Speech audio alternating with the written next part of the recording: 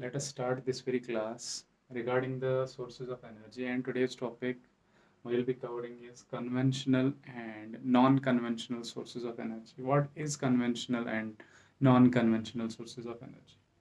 तो यहाँ पे अगर हम कन्वेंशनल और नॉन कन्वेंशनल की बात करेंगे, ये भी एक कैटेगराइजेशन है। जैसे हमने इससे पहले वाले क्लास में भी एक कैटेगराइजेशन पढ़ी थी, that was renewable and non renewable. Conventional जो है, conventional means those very sources of energy which we have been utilizing since ages, जो बहुत टाइम से हम यूज करते आ रहे हैं। उन उन सोर्सेज ऑफ एनर्जीज को हम कन्वेंशनल सोर्सेज ऑफ एनर्जी कहते हैं। और नॉन कन्वेंशनल वो हैं जिनको हमने क्वाइट रिसेंटली जिनको हमने एक्सप्लोर करना स्टार्ट किया। और यहाँ पे अगर हम देखेंगे, कन्वेंशनल सोर्सेज ऑफ एनर्जी जो होते हैं, ये हमारी मैक्सिमम एनर्जी रिक्वायरमेंट जो हमारी है इस टाइम पे, वो कन्वेंशनल सोर्सेज ऑफ एनर्जी जो है उसी से फुलफिल होती हैं।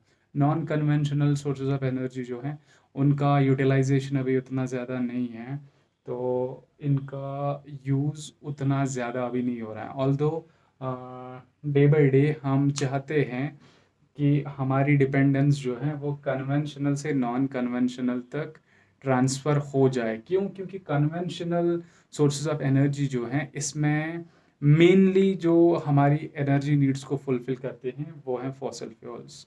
और फॉसिल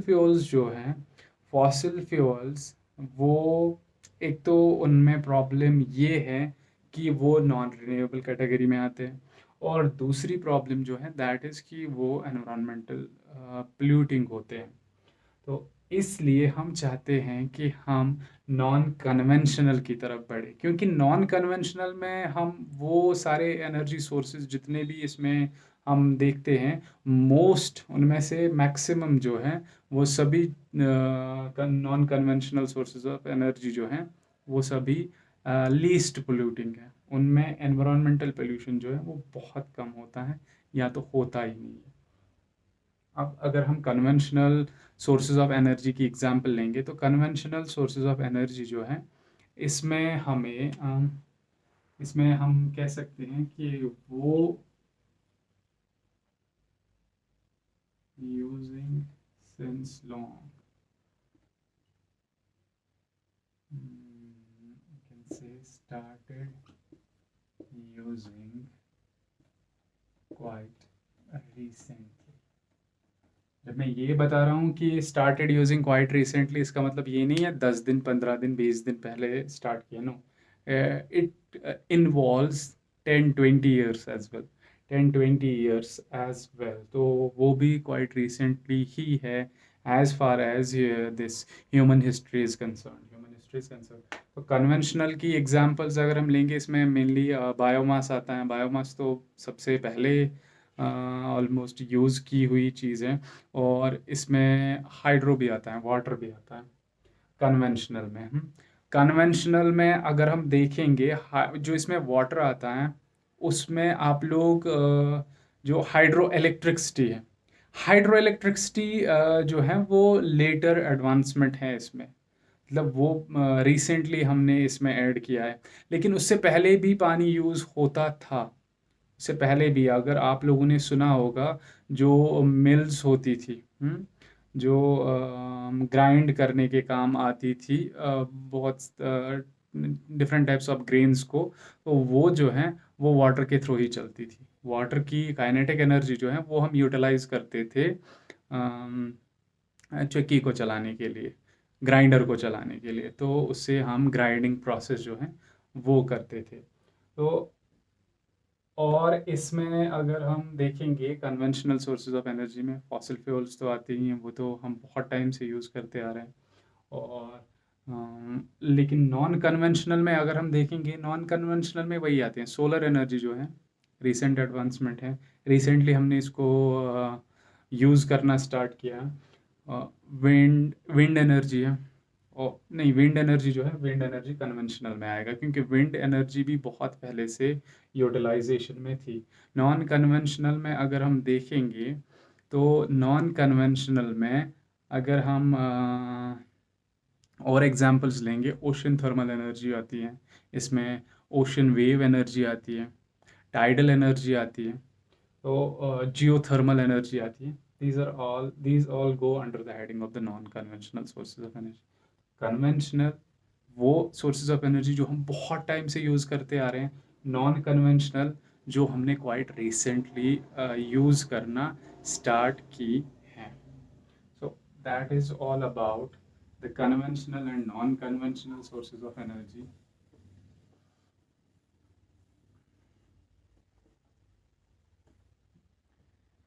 इसके बाद अगर हम नेक्स्ट टॉपिक पे आएंगे, तो नेक्स्ट टॉपिक जो है दैट इज़ एक और टर्म इसमें सोर्सेज ऑफ एनर्जी में जो आती हैं दैट इज़ फ्यूल. तो हम फ्यूल किसको कहते हैं, हम फ्यूल किस चीज़ को कहते हैं?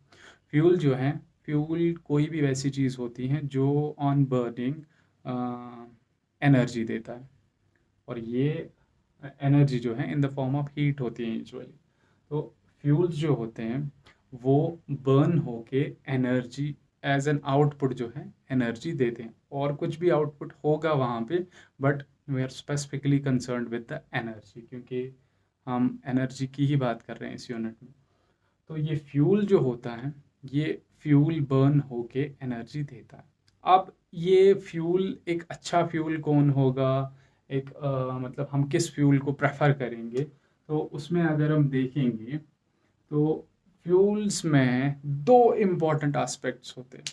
दो इम्पॉर्टेंट, जब भी हम किसी फ्यूल को कहेंगे कि ये अच्छा फ्यूल है कि नहीं, तो एक होता है उसका calorific value,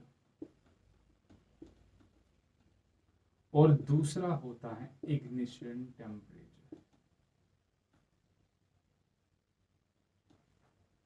calorific value and ignition temperature. तो अगर हम इसकी बात करेंगे, कैलोरीफिक वैल्यू जो है, कैलोरीफिक वैल्यू का मतलब क्या होता है? कैलोरीफिक वैल्यू का मतलब होता है कि ये कितनी एनर्जी एज एन आउटपुट दे रहा है, हीट एनर्जी, कितनी हीट एनर्जी ये एज एन आउटपुट दे रहा है. लेकिन एज एन आउटपुट कितना, we have to make a standard of that. तो हम यूनिट मास लेते हैं, लेकिन यूनिट मास जो यहाँ पे लेते हैं, unit mass is taken as 1 gram. Unit mass is taken as 1 gram.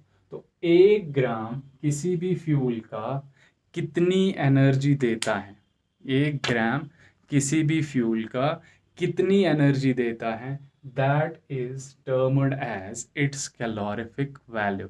It's calorific value. तो जितना वो कैलोरीफिक वैल्यू ज़्यादा होगा उतना फ्यूल ज़्यादा अच्छा है. जितना कैलोरीफिक वैल्यू ज़्यादा होगा उतना फ्यूल जो है अच्छा है.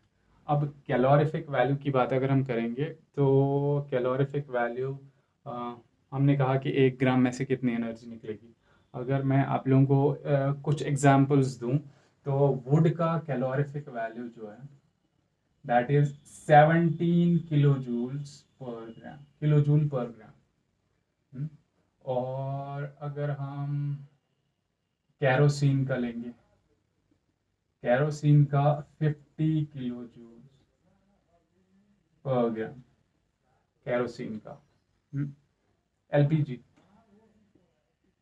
That is 50 kilojoule as well.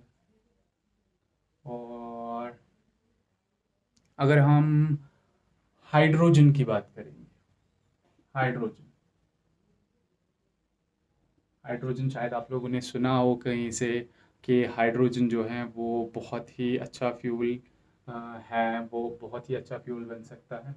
तो हाइड्रोजन का कैलोरीफिक वैल्यू जो है that is 150 kilo joule per gram. 150 kilo joule per ग्राम. तो 150 किलो जूल पर ग्राम जो हाइड्रोजन का कैलोरीफिक वैल्यू है, तो ऑब्वियसली आप लोगों को अब पता चला होगा कि अगर आप लोगों ने कहीं पे सुना होगा कि हाइड्रोजन जो है एक अच्छा फ्यूल है, अच्छा फ्यूल है, अच्छा फ्यूल है, अभी आप लोगों को पता चला होगा कि हाइड्रोजन को अच्छा फ्यूल क्यों कहते हैं. क्योंकि इसका 1 ग्राम, देखो, इसका 1 ग्राम जितनी एनर्जी देगा, एलपीजी के 3 ग्राम्स उतनी एनर्जी देंगे. तो ऑब्वियसली जहाँ पे हमें हाइड्रोजन की कुछ कंजप्शन होगी, वहाँ पे एलपीजी 3 टाइम्स कंज्यूम होगा, 3 टाइम्स कंज्यूम होगा, और वुड तो उससे भी ज़्यादा कंज्यूम होगी, उससे भी ज़्यादा। इट विल बी ऑलमोस्ट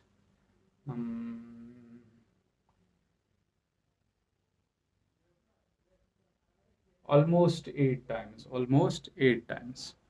तो चलिए, अब ये तो हो गई कैलोरीफिक वैल्यू की बात, बट कैलोरीफिक वैल्यू के साथ साथ इग्निशन टेम्परेचर भी इम्पोर्टेंट है। इग्निशन टेम्परेचर क्या होता है? इग्निशन टेम्परेचर होता है कि एक फ्यूल जो है वो कौन से टेम्परेचर पे बर्न होना स्टार्ट करेगा। तो कोई भी फ्यूल, जब आप लोगों ने देखा होगा कि लकड़ी जब हम लेके आते हैं, तो लकड़ी को पहले हमें किसी दूसरी चीज़ से उसका टेम्परेचर इंक्रीज करना पड़ता है, और जैसे ही कोई स्पेसिफिक टेम्परेचर आ जाता है, या आप लोगों ने देखा होगा कि हम यूजुअली मैच स्टिक से जलाते हैं। तो हम मैच स्टिक से जलाते हैं, पहले हम कुछ स्ट्रॉ लेके आते हैं, थोड़ा घास फूस, उसको जलाते हैं, क्योंकि उसका इग्निशन टेम्परेचर कम ही होता है, तो वो जल्दी जल जाता है। मैच स्टिक उसके इग्निशन टेम्परेचर तक उसको पहुंचा पाती हैं। उसके बाद वो घास फूस जो है वो जल जाता है, और घास फूस थोड़े टाइम तक जलता है, और उतना टाइम सफिशेंट होता है वुड को उसके इग्निशन टेम्परेचर तक लेके जाने में। और जैसे ही वुड अपने इग्निशन टेम्परेचर पे आ जाती है, वो बर्न होना स्टार्ट करती है, फिर हमें नहीं चाहिए, फिर हम कंटिन्यूअसली मैच स्टिक जला के उसके नीचे नहीं रखते हैं, क्योंकि एक टाइम उसका इग्निशन टेम्परेचर पहुंच गया, उसके बाद वो बर्न होना स्टार्ट करेगा, तो वो अपनी हीट प्रोड्यूस कर रहा है, तो बाकी सारे पोर्शन का इग्निशन टेम्परेचर तो वो खुद ही फिर क्रिएट कर रहा। So ignition temperature is important as well. Ignition temperature इसलिए इम्पॉर्टेंट है क्योंकि इग्निशन टेम्परेचर का वैल्यू ऑप्टिमम होना चाहिए। ये ना बहुत कम होना चाहिए, ना बहुत ज़्यादा होना चाहिए। क्योंकि अगर हम कोई फ्यूल यूज़ कर रहे हैं, लेट अस सपोज कि उसका इग्निशन टेम्परेचर जो है वो रूम टेम्परेचर जितना ही है, या रूम टेम्परेचर से थोड़ा ज़्यादा है, तो वो फ्यूल तो खुद से ही बर्न होना स्टार्ट हो जाएगा। हमें वो चाहिए, हमें अभी उसका यूज़ करना है या नहीं करना है, वो तो खुद से ही बर्न होना स्टार्ट हो जाएगा, and that will be N explosive. तो ऐसा फ्यूल भी हमें नहीं चाहिए। हमें वैसा फ्यूल चाहिए अपने डे टू डे यूज़ के लिए जिसका कैलोरीफिक वैल्यू भी अच्छा हो, लेकिन इग्निशन टेम्परेचर जो है वो इग्निशन टेम्परेचर भी एक ऑप्टिमम लेवल का होना चाहिए। ऐसा भी नहीं कि हम पूरे दिन भर किसी फ्यूल के नीचे, वो बहुत अच्छा फ्यूल है, बहुत हाई कैलोरीफिक वैल्यू है उसका, लेकिन हमें पूरा दिन हमारा उसको जलाने में ही निकल जाए, उसका इग्निशन टेम्परेचर लाने में ही निकल जाए। So that is not acceptable as well. तो इसीलिए फ्यूल की बात जब हम करेंगे, तो fuel, obviously we will like to have a fuel that's having high calorific value, and next thing that ignition temperature जो उसका होगा वो ऑप्टिमम होना चाहिए, ना बहुत कम होना चाहिए, ना बहुत ज़्यादा होना चाहिए। सो दैट इज, बाकी जो फ्यूल होता है, फ्यूल के कैरेक्टरिस्टिक्स, एक अच्छे फ्यूल के कैरेक्टरिस्टिक्स हम वही लेते हैं जो आप लोगों को मैंने पिछले लेक्चर में एक अच्छे सोर्स ऑफ एनर्जी के मैंने बोले थे। लाइक इजीली अवेलेबल होना चाहिए, इजी ट्रांसपोर्टेशन होनी चाहिए, इजी स्टोरेज होना चाहिए, ये चीप होना चाहिए, महंगा नहीं होना चाहिए, और एनवायरमेंटल फ्रेंडली होना चाहिए। So all those very things you can add up here if you want to go for the characteristics of a good fuel. शाबाश। अब यहाँ पे अगर हम फ्यूल्स की बात करेंगे, तो इससे पहले भी हमने एग्जाम्पल में दिया, एग्जाम्पल में कहा कि फॉसिल फ्यूल्स। देखो, अब हम जितने हमारे पास सोर्सेज ऑफ एनर्जी हैं, अभी हम उनको एक एक करके डिफाइन करेंगे। जितनी भी सोर्सेज ऑफ एनर्जीज हमारे पास हैं, उसमें से सबसे पहले जो है, हम हर एक को देखेंगे, उसके एस्पेक्ट्स देखेंगे, और इसी तरीके से हम कंटिन्यू करेंगे। अभी अगर हम इसके इनिशियल स्टेज पे देखेंगे तो इनिशियल स्टेज मतलब स्टार्ट जो है वो हम करेंगे फॉसिल फ्यूल से।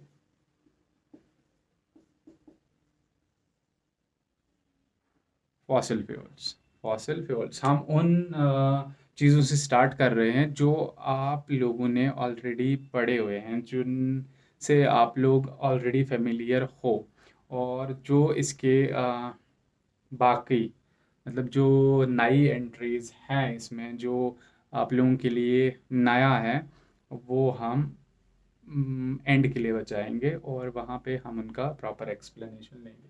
तब तक जो है हम पहले इनको देखेंगे जो जिन टर्म्स से आप लोग ऑलरेडी वाकिफ हो। So fossil fuels, what are fossil fuels? Fossil and fuel, इसमें दो टर्म्स हैं। फ्यूल जो है, फ्यूल तो ऑलरेडी आप लोगों ने देखा कि फ्यूल हम किसको कहते हैं। अब फॉसिल हैं इसमें, तो फॉसिल हम किस चीज़ को कहते हैं? फॉसिल हम कहते हैं कि जो डेड रिमेन होता है किसी भी लिविंग क्रिएचर का। लिविंग क्रिएचर जो एक टाइम पे जिंदा था, इधर ए प्लांट और एन एनिमल, तो फिर वो उसका ही रिमेन, वो मर गया, उसका कुछ पोर्शन जो है वो बचा हुआ है, वो हमें मिल रहा है, तो वही कॉल दैट एज फॉसिल। तो ये फॉसिल तो हैं लेकिन फ्यूल भी है, so that's why the term fossil fuel. तो फॉसिल फ्यूल में हमारे पास कौन सी चीज़ें आती है? फॉसिल फ्यूल में हमारे पास मेनली जो आता है that is coal and petroleum. That's coal and petroleum. अब कोल एंड पेट्रोलियम की बात करेंगे तो कोल जो है, कोल और पेट्रोलियम जो है दोनों इनमें से इनके फॉर्मेशन की प्रोसेस जो है वो ऑलमोस्ट सिमिलर है कि ऑर्गेनिक जो ये रिमेन्स है, ऑर्गेनिक रिमेन्स जो है वो अर्थ के नीचे चले गए और फिर हाई प्रेशर और हाई टेम्परेचर की एक्टिविटी से ये जो रिमेन्स हैं वो कन्वर्ट हो गए फ्यूल में। लेकिन अगर इसमें कोल की बात करेंगे तो कोल में यूजुअली जो ट्रीज़ होती हैं, प्लांट्स होते हैं, वो कन्वर्ट हो जाते हैं कोल में under high pressure and temperature conditions. तो कोल जो होती हैं, अब कोल में अगर कोल की बात हम करेंगे तो कोल में कौन कौन सी चीज़ें मेनली, इसमें क्या क्या होता है? इसमें मेनली होता है कार्बन, क्योंकि ये आप लोग देखोगे ना। चलो पहले देखते हैं। इसमें कार्बन होता है, हाइड्रोजन होता है, ऑक्सीजन होता है, और इसमें सल्फर के कंपाउंड्स भी होते हैं। Some amount of sulphur compounds भी होते हैं। नाइट्रोजन तो, लेकिन मेनली इसमें क्या होता है? Carbon, hydrogen and oxygen. और ये चीज़ें इसमें क्यों आती हैं? बिकॉज आप लोगों ने शायद पढ़ा होगा इससे पहले भी कि जो ऑर्गेनिक प्रोडक्ट्स होते हैं, प्लांट की बात हम करेंगे या हम एनिमल्स की बात करेंगे, उनमें मैक्सिमम जो बने होते हैं दोज हाइड्रोकार्बन से बने होते हैं, हाइड्रोजन एंड कार्बन, और ऑक्सीजन भी उसमें होता है। तो दैट्स वाई, क्योंकि जहाँ से ये आ रहा है ये आ रहा है ऑर्गेनिक मटेरियल से, ये आ रहा है ट्रीज से, ये आ रहा है प्लांट से, तो वहाँ पे यही कंपाउंड्स उनको बनाते हैं। तो इसीलिए अब कोल जो है, कोल में भी हम इन्हीं मटेरियल्स को, इन्हीं चीज़ों को फाइंड करते हैं। और पेट्रोलियम जो है, पेट्रोलियम में भी हमें हाइड्रोकार्बन्स मिलेंगे, ऑक्सीजन मिलेगा, क्योंकि उसका ओरिजिन भी ऑर्गेनिक ही है। अब अगर हम कोल की बात करेंगे तो कोल जो है, कोल बहुत ही इम्पोर्टेंट फ्यूल है। हमारे लिए कोल जो है ये मैनकाइंड के लिए एक बहुत ही इम्पॉर्टेंट फ्यूल है। क्यों इम्पॉर्टेंट फ्यूल है? क्योंकि इसकी यूटिलाइजेशन जो है वो बहुत जगह पे होती है, वो बहुत जगह पे होती है। लाइक कोल जो है, कोल तो हम डायरेक्टली भी यूटिलाइज कर सकते हैं, अपने घरों में यूटिलाइज कर सकते हैं, या हम फैक्ट्रीज़ में यूटिलाइज करते हैं इसको। फैक्ट्रीज़ में कोल को जलाते हैं तो और उसको जलाने से, उसको बर्न करने से हीट एनर्जी अवेलेबल होती है, और फिर वो हीट एनर्जी हम कंज्यूम करते हैं डिफरेंट प्रोसेसेस में। और इसको हम यूज़ कर सकते हैं थर्मल पावर प्लांट्स में भी। थर्मल पावर प्लांट्स में हम कोल को जलाते हैं, और इसके थ्रू हम वाटर को बॉयल करते हैं, और फिर वो वाटर जो है that converts into the steam and that runs the turbine and that finally gets converted into electrical energy. तो इलेक्ट्रिकल एनर्जी जो है वो थर्मल पावर प्लांट्स में कोल से ही जनरेट होती है। और ये इलेक्ट्रिकल एनर्जी जो है ये स्पेसिफिकली विंटर के टाइम पे, क्योंकि विंटर के टाइम पे जो रिवर्स होते हैं उनका जो फ्लो होता है वो कम हो जाता है, उनका फ्लो कम हो जाता है, तो उनका इलेक्ट्रिसिटी जनरेट करने का पोटेंशियल कम हो जाता है। उनको वो इलेक्ट्रिसिटी जनरेशन का पोटेंशियल कम हो जाता है, तो हमें वो कहीं ना कहीं से सप्लीमेंट करना पड़ता है। तो हम सप्लीमेंट कैसे करते हैं? हम थर्मल पावर प्लांट से सप्लीमेंट करते हैं, और थर्मल पावर प्लांट्स में मैक्सिमम किस चीज़ की यूटिलाइजेशन होती है? कोल की। और आप लोगों को पता है कि जो कोल इतना एक्सटेंसिवली यूज होता है कि 27, it is estimated that 27% of the energy needs 27% of the energy needs of the humans are being supplemented by coal। तो कोल बहुत एक्सटेंसिवली यूज़ होता है।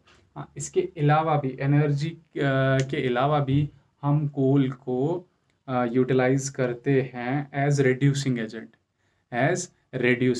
क्यों? क्योंकि इसमें कार्बन की कंटेंट होती है बहुत सारी। इसमें ये प्रिडोमिनेटली जो है कार्बन से बना होता है, और कार्बन जो है that acts as a reducing agent। तो हम कोल को वैसे भी यूज़ करते हैं, या कोल से हम कोल गैस निकालते हैं, और फिर वो कोल गैस जो होता है that can be utilised for this production of heat as well. तो and the next thing is petroleum. Petroleum जो है, पेट्रोलियम आप लोगों ने ये दोनों चीज़ें पढ़ी होगी। तो पेट्रोलियम जो है, पेट्रोलियम तुमको पता होगा कि पेट्रोलियम जो है, petro means rock, oleum means oil. Rock oil भी हम किसको कहते हैं? रॉक ऑयल भी हम इसको कहते हैं। तो पेट्रोलियम जो है, पेट्रोलियम यूजुअली क्या होता है कि हम कहते हैं प्लैंकटॉन्स जो होते हैं, प्लैंकटॉन्स होते हैं वो ऑर्गेनिजम्स होते हैं, माइक्रो ऑर्गेनिजम्स होते हैं, छोटे छोटे माइक्रो ऑर्गेनिजम्स होते हैं। तो वो प्लैंकटॉन्स जो होते हैं वो जब मर जाते हैं तो फिर वो सेटल डाउन होते हैं ओशन के बेड पे। तो वहाँ पे जब वो सेटल होते हैं, वो उन पे फिर सेडिमेंट्स ऊपर बैठ जाते हैं। तो विद टाइम उस पे सेडिमेंट्स ग्रो होते हैं उसके ऊपर, सेडिमेंट, और फिर under high pressure and temperature these planktons get converted into oil which is termed as petroleum। और ये रॉक ऑयल इसको क्यों कहते हैं? क्योंकि फिर हमें वही सेडिमेंट से जो रॉक बनी होती हैं, सेडिमेंट्री रॉक्स, फिर हमें उन्हीं को ड्रिल करके उसके नीचे से इसको निकालना पड़ता है। So that is why the name petroleum। और पेट्रोलियम जो है, पेट्रोलियम का डिस्कशन जो है वो हम नेक्स्ट क्लास में कंटिन्यू करेंगे इंशाल्लाह। और कुछ और जो टर्म्स हैं आप लोगों को जो मतलब आप लोगों ने ऑलरेडी जो चीज़ें पढ़ी हुई हैं थोड़ी-थोड़ी सी इसमें, वो हम नेक्स्ट क्लास में सारी चीज़ें देखेंगे और फिर उस वाली क्लास के बाद से हम जो है हमारा डिस्कशन जो होगा वो बिल्कुल नई चीज़ों से रिलेटेड होगा और हम उनको एक्सटेंसिवली डिस्कस करेंगे। तो इसके साथ ही ये क्लास हम यहीं पे एंड करते हैं। अल्लाह हाफ़िज़।